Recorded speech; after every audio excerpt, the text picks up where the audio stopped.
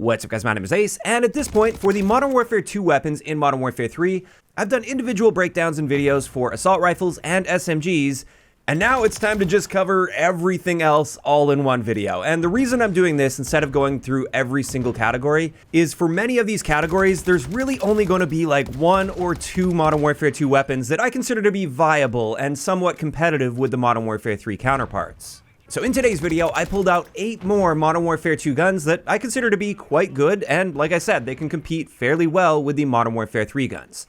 Now, just to be clear, I'm not necessarily saying these guns are better than the Modern Warfare 3 guns, it's just that they can hold their own just fine against the Modern Warfare 3 ones. And without further ado, let's dive right into it with the battle rifle category, and in my opinion, the best Modern Warfare 2 battle rifle by far is the Cronin Squall. And let's first just take a quick look at our ranges and time to kill comparison with the Modern Warfare 3 battle rifles, keeping in mind this is in full auto, which is how I would recommend using the Cronin Squall. And as we can see, we have a very highly competitive time to kill here compared to the other battle rifles at 267 milliseconds. And the nice thing is that range extends out fairly far as well, out to about 32.5 meters. So this actually kills faster than the MTZ-762 as well as the Sidewinder, and it's even slightly better than the BAS-B, which is one of the best guns in the entire game still. So clearly, the Cronin Squall is not a bad option, at least when it comes to raw power. So let's share my preferred class setup using the Cronin Squall. And with this one, I'm using the L4R Flash Hider, the SL Skeletal Vertical Underbarrel, the Jack Glassless Optic, the Sakin ZX Grip, and then finally the 30-round magazine. And with this particular setup, you can see it is quite accurate, especially for those initial shots that you fire. It kicks basically just straight upward before starting to veer off to the left. More often than not, you should have your kill before it starts veering to the left though. When it comes to our aim down sight time, this is a bit on the slower side at 313 milliseconds, so I wouldn't use this as like a hyper aggressive option, but it can be great if you're taking your time a little bit more, like you should be with many of the battle rifles. Our sprint out time is also excellent with this at 134 milliseconds. That's very fast for a battle rifle in this game. And there's really not much else to say about this. We didn't change our bullet velocity or our range values at all with this setup, and it just makes for a nice, solid option. Again, if you're going to be playing things just a little bit on the slower side and not rushing too aggressively. So that's the one big standout Modern Warfare 2 battle rifle that I actually quite like using in this game. Next, let's dive into the Marksman rifle category, and the big standout here is the TAC-M. And once again, let's have a look at a range and time to kill comparison, and as we can see here, we have an excellent time to kill potential at 260 milliseconds, which is the same as the KVD Enforcer for a 2-shot kill, and it's got incredible range values as well. The vast majority of your gunfights in 6v6 will be well within that 2-shot kill potential for the TAC-M. And to top this off, within that maximum damage range, the TAC-M is a 1-shot kill to the head, just like the KVD Enforcer. So there's actually a lot of potential here, whether you're going for body shots or headshots. You can definitely compete effectively with the TAC-M. So let's get into my favorite attachment combination with this gun. We've got the 15.5-inch Theta X13 barrel, the T51R billeted brake, the SL Skeletal Vertical Underbarrel, the Jack Glassless Optic, and then finally the FSS Combat Grip. And with this, we can see there's not a whole lot of recoil with this. There is some recoil, but it's within a fairly tight grouping. So within the effective ranges of this gun, that should be totally fine. Our aim down sight speed is actually very nicely improved at 258 milliseconds, so you can actually be fairly aggressive with this, especially because our sprint out time is also improved at 200 milliseconds. And while we are hurting our range and bullet velocity values, these are still going to be just fine for the vast majority of 6v6 maps and situations that you'll find yourself in. If I was playing something like Ground War, for instance, I would probably swap out that barrel for something else, so I'm not hurting these values at all. But for 6v6, I really like dropping that aim down sight speed as much as possible, and that's why I went with that barrel. And with this particular setup, you can aim for the head if you want that quick 1-shot kill, or if you just want consistency, aim for the body, and you'll get a consistent 2-shot kill as well. And I would say if you haven't tried this gun out yet in Modern Warfare 3, give it a shot. I think you'll actually be pretty impressed with it. After that, let's get into the sniper rifle category, and we've actually got 2 standout sniper rifles from Modern Warfare 2. The first one is the MCPR 300. And let's just dive right into my class setup, which will also show the 1-shot kill potential and ranges on it. With this setup, I like using the 17.5-inch Orca barrel, the Corio Las 44 V3 laser, the FSS Merc stock, the Cronin Cheetah grip, and the Cronin Smooth bolt. With this one, we can see from 0 to 53 meters, it's going to have a very solid 1-shot kill potential anywhere in the torso as well as anywhere from the elbow and up. So you really shouldn't run into too many hit markers while using this, as long as you're staying within that range. Our rate of fire with this is improved nicely at 42 rounds per minute. Still a bit on the slow side. It's not like longbow level or anything, but it's decent.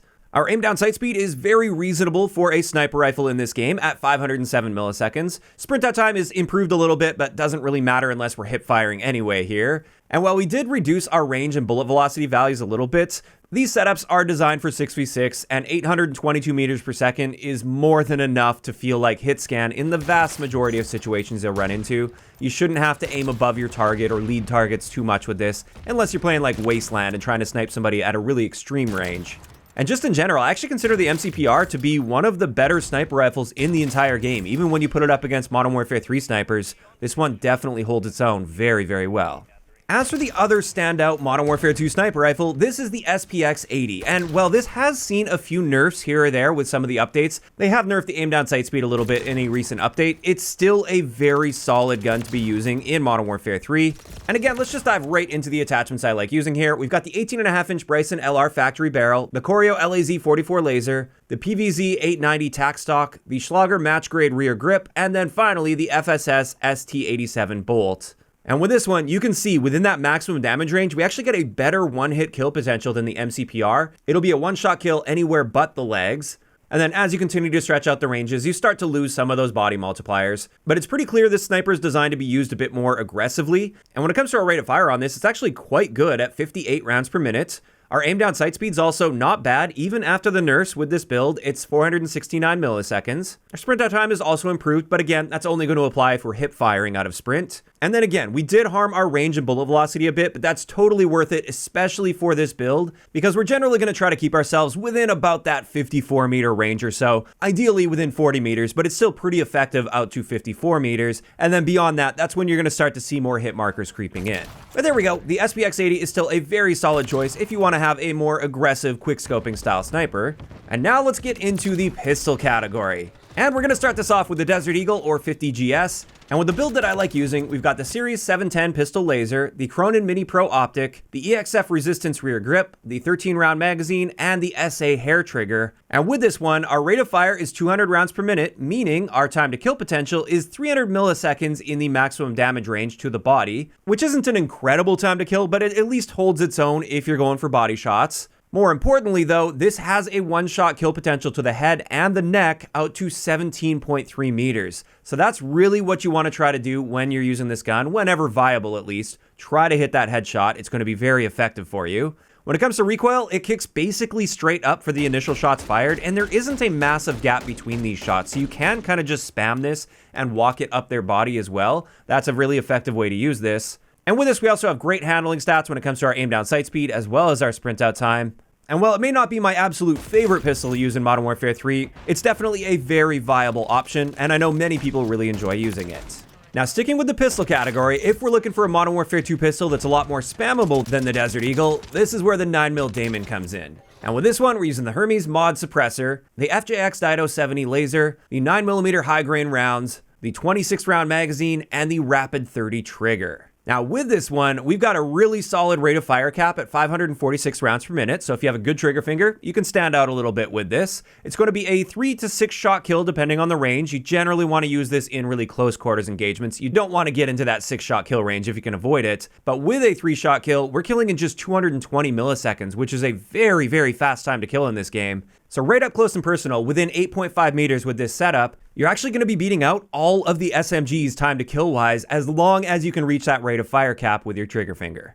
As for recoil, there's barely any recoil with this gun. You can see it kicks a little bit upward, and there's maybe a slight side-to-side bounce with that, but it's very, very slight. And with this, while we did hurt our aim down sight speed a little bit, it's still very solid at 211 milliseconds. Same thing with our sprint out time. It's still very, very good at just 87 milliseconds. We've also improved our range and bullet velocity values with this setup. And in general, if I had to choose a Modern Warfare 2 pistol to use, this would definitely be my go-to. I really do like using this gun quite a bit. You can find a whole lot of success with it as long as you have a good trigger finger. And with that, we can now move into the final category that I'm going to be covering in today's video, and this is the LMG category. And there's actually 2 standouts in this area for Modern Warfare 2 LMGs. Let's start it off with the Sakin MG38. This one I feel is super underrated in this game because as we can see here, our 4-shot time to kill potential is just 276 milliseconds, which is better than all of the other LMGs aside from the TAC Eradicator if you're killing within those first few shots with the TAC Eradicator. So there's definitely a whole lot of raw power potential with this gun. And let's dive into the setup that I like using with the second. We've got the T51R billeted brake combined with the Bruin heavy support underbarrel. We have the 355mm barrel, the jack glassless optic, and the Stip 40 grip. And with this particular setup, there's not a whole lot of recoil. This is a very manageable and controllable recoil pattern. Sure, it does start to drift a little to the left, but it does so in a fairly slow manner, so you can correct for that fairly easily. Our aim down sight time with this is quite slow though, at 420 milliseconds, but this is an LMG and you should treat it like an LMG, so it's more so designed for hanging back, locking down lanes, and picking people off at longer ranges. And speaking of ranges, we did take a little bit of a hit to our ranges, but this was necessary in order to balance our handling stats as well as our recoil control, which was definitely necessary on this gun. But overall, if you're looking for an LMG that you want to actually treat like an LMG, this is an excellent option in the Modern Warfare 2 category, and I personally consider it to be better than many of the Modern Warfare 3 LMGs in this game. In saying that though, there's one other Modern Warfare 2 LMG that I consider to be a bit of a standout, and this is the RPK. Now with this one, we're not going to be killing quite as fast as the second MG38. Our 4-shot time to kill potential is 300 milliseconds, which is honestly still better than most of the Modern Warfare 3 LMGs in the game, and that's definitely still a solid enough time to kill to compete effectively. But it's mainly what we can do with this gun attachment-wise that makes it stand out and makes it very viable alongside the Modern Warfare 3 LMGs. With my preferred RPK build, I have the T51R billeted brake combined with the FTAC SP10 angled grip. We're using the jack glassless optic, the Demo X2 grip, and the big key here is the 40 round mag. So we're actually going to treat this a bit more like an assault rifle LMG hybrid. And with this, you can see the recoil is manageable. It's not an incredibly accurate gun, but as long as you're not stretching out your ranges too far, this is a manageable recoil pattern. Our aim down sight speed is very nicely improved compared to the base at 354 milliseconds. This is obviously still a bit on the slower side if you're trying to be aggressive, but it is very good for an LMG at least. Same thing with our sprint out time. This is not bad at all for an LMG at 212 milliseconds. We did manage to hurt our range and bullet velocity a little bit, but again, we're not really trying to stretch our ranges out too far with this build. We're mainly going for those mid-range encounters. And when you treat the RPK right, you can find a ton of success with it in 6v6.